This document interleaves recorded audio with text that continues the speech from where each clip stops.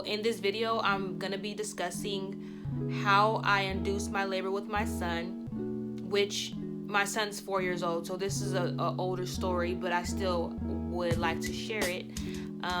I'm in no way saying that you should induce your labor, or am I in no way saying that I'm recommending this. I'm basically just telling you guys how I induced my labor and the outcome of it. And you know, if there is someone that wants to try this, I'm pretty sure not pretty sure, I know there are people that have tried this before because I got the idea off of YouTube. So I just want to share this video with you. I would not have done it had I not been at the point in my pregnancy that I was in. So this is my first pregnancy. At the time it was my first pregnancy. I was 38 weeks pregnant, and I've been pregnant, 38 weeks. You're at that point, you're over it. And the main reason why is because I wanted to meet my son. I was nesting, I wasn't working, I was nesting, and I really just wanted to meet him. Kind of prepare myself before that, and I kind of was hoping I would go into labor on my own before, but I was doing a lot of walking in my neighborhood, and there's like a park in my area, in my neighborhood. So basically I just would walk like all the block. I would walk to the park. I would just walk a lot for like the last, like I said, month of my pregnancy. But I didn't go into labor. Now I give that backstory that I was kind of exercising and stuff. So it wasn't like I was just at home not doing anything and I did this and it just forced me to go to labor. It doesn't matter what I do. If it's something that I'm not 100% educated in, I am going to do my research. I am going to Google search it. I'm going to watch YouTube videos. I'm going to see if someone else has done it before besides me, because I didn't want to do anything that was going to harm my son. So I wouldn't have done it had I not done research. That's pretty much the first thing, is you need to do research. So I watched a lot of videos on it. I saw a lot of women that have tried it and it actually worked. So what I did was I used castor oil. I went to Walgreens and I got some castor oil. I actually still have it because castor oil is disgusting. I would never drink it or do anything with it. But anyways, I went to go get some castor oil, and then I went to go get some orange juice, because basically the video said to use castor oil and orange juice. And what I did was I poured like a cup of orange juice, and I put maybe a tablespoon, I believe it was like a tablespoon of castor oil. So when I first did it, I put just a tablespoon. I started with that. I drank it and I didn't feel anything. So one thing I will say is that it's not something that happens right away. It's a gradual thing. It's a gradual thing that happens.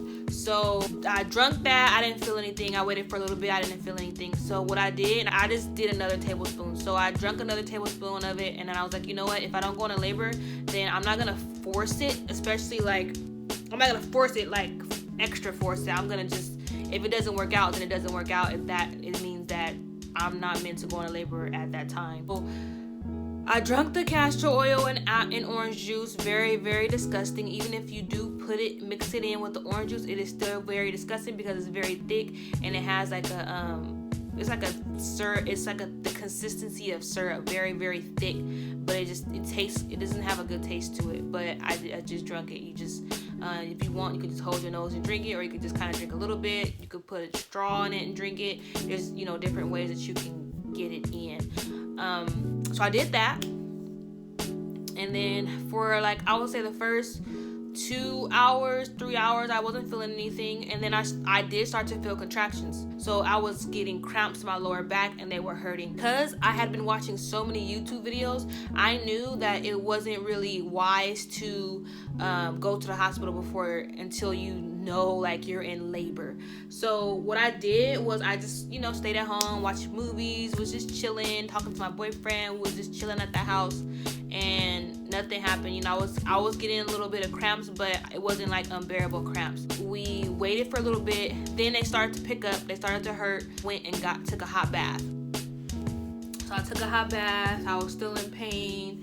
It was hurting, and then it got to a point where I was like, oh, we gotta go to the hospital, because I'm just the pain is not unbearable. It's not where I'm screaming and crying in the movies, how they're just I'm in so much pain, it wasn't like that. It was just it was hurting, it was picking up, the pain was starting, it was getting a little a little bit too much to bear, to the point where I felt like I needed to go to the hospital.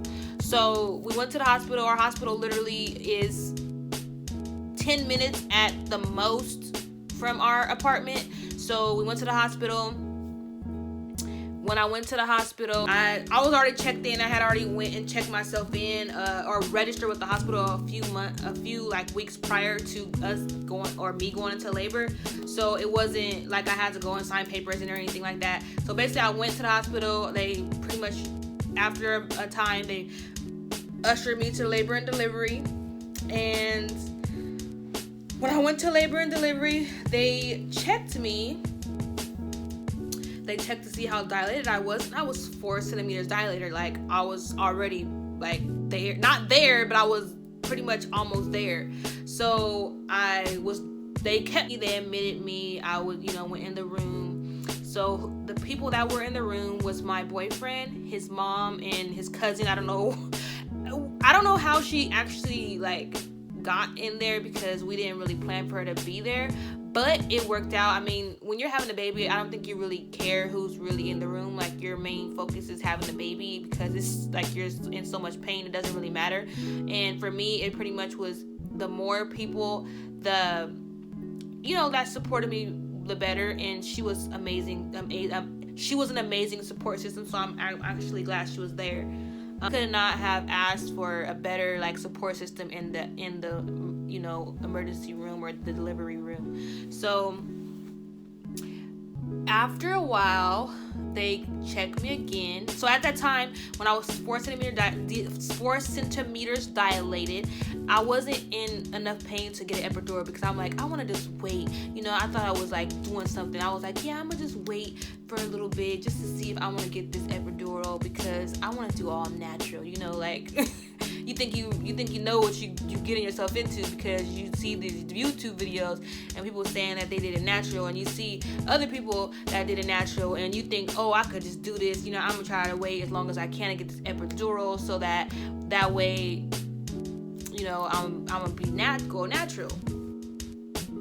Bad idea. At the time that I got the epidural, they told me, it was like, hey, this is pretty much the last time you can get the epidural. Do you want to get it or not? So I was like, yeah, I'm gonna get it. But at that time when I got the epidural, I wasn't in so much pain to where I needed it. But I knew, and I felt like, okay, if I don't get it now, then there's no going back. I can't undo this. I have to go through this 100% natural.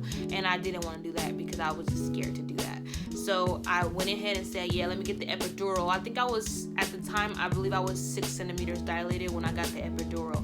So the guy, anesthesiologist, came, gave me the epidural. So when I got the epidural, it wasn't really that bad at all.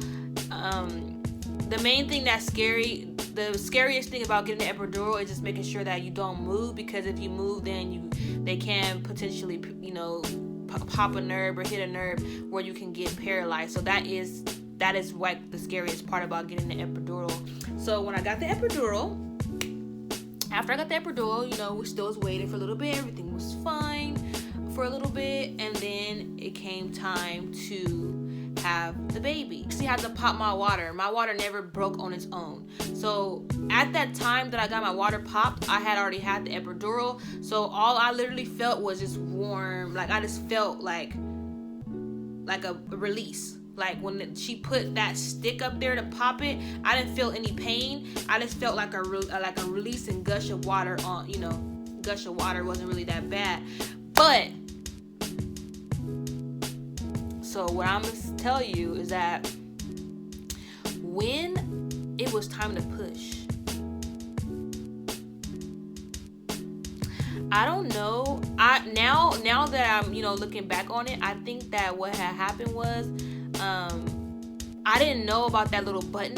Because when you get the epidural, they give you a button. You push the button. You push it so often. You don't push it all the time, but you push the button so that you can get more of the epidural flowing through you. That's injecting that medicine into you to where it's keeping you numb and keeping you not feeling the pain. But I don't know if I didn't push that button enough, or if the epidural ran off or ran out. But when it was time to push, that was probably even now, me now that I'm pregnant with my daughter, and me having to actually thinking about having her is the most terrifying thing ever. That was the most traumatic experience of my life as far as pain goes. All I remember is me trying to push him out. I wasn't so, it was literally, it pretty much, they might as well have made me do it natural because I felt everything. It was extremely painful. Extremely painful. I can't imagine, I can't explain, I can't imagine, or I can't put it in you guys' head how bad it was. It still was hard for me to push because I couldn't feel like my, like, push, you know, like say for example when you go to the restroom, you could like feel that, you know, everything going past, and you know, but when you're having a baby, because you're kind of numb in the back area, when you're pushing, you don't really even know. Like me, I didn't feel like I was doing a good job. So I was pushing. I pushed for like 2 hours. Like literally. And it was literally to the point where they were like, I was like, I can't do this. I can't do this. I can't do this. Like, I was in so much pain. I was crying. I was like, I can't do this. I can't do this. No, no, no. Please help me. Please help me. Stop, stop, stop. All I remember is him with his head turned to the side. He was like, push. Holding my hand. Push, push. Like, he couldn't look at me because I was crying. And I think also because it's like a disgusting sight for a guy, I think. His mom, she was just like, she was there. She's like, come on, you can do it. You can do it. You can do it. His cousin was like, you can do it. You can do it. You can do it. Like, they were into it. Like, they were like labor coaches. And then I don't think my doctor he never came. My OB never came to deliver. Screaming. And then it came to the point where they were like, oh, we could feel the head. You know, it's pretty much letting me know that keep going, like you're reaching something, like you're getting somewhere. So I just continued to just labor and cry and push and labor and cry and push. And then eventually the baby came out. And that experience, like when your baby first comes out, is the most best feeling in the world, because you just hear your baby cry. And I just started to cry. I heard my son cry. I couldn't do anything but cry. I just started to cry and bawl like a baby. And then they put them on your chest. So they put him on my chest. We did skin to skin. I held him and I breastfed him, which was the most amazing experience ever. When it comes to like pregnancy to childbirth, that part makes it all worth it. When they lay your baby on your chest and you start to breastfeed and you get that instant bond with your baby, that is the best feeling in the world. So that happened. So I had him, I had the baby. Then after I had the baby, which after this, everything is just like a blur. You don't really pay attention to it because you're just so engulfed in your new baby. And telling this story is making me feel so anxious to meet my daughter, and it makes me even more excited because it's going to be happening soon. They push the placenta out. So they basically like push your stomach down, like to get the placenta out. And that was painful, but it's like I was so engulfed and so in amazement and awe of my son that it didn't really matter to me that I was in pain. Like like you don't pay attention to it. So they took the placenta out, and then, you know, they go back to clean you up, check the baby, make sure he's all good. Luckily, I didn't have to get stitches. But yeah, that was my story. That was how I induced my labor with my son. That was an amazing experience. I'm excited to do it again. I am scared because may possibly go through this pain again. But I think this time around, I am going to probably opt to take the epidural longer, and I probably will be more mindful of that button, and I will push it as needed. If you have any questions about inducing your labor, I'm not a professional, so I don't know everything. I just literally know that method and what worked for me. Would I do it again?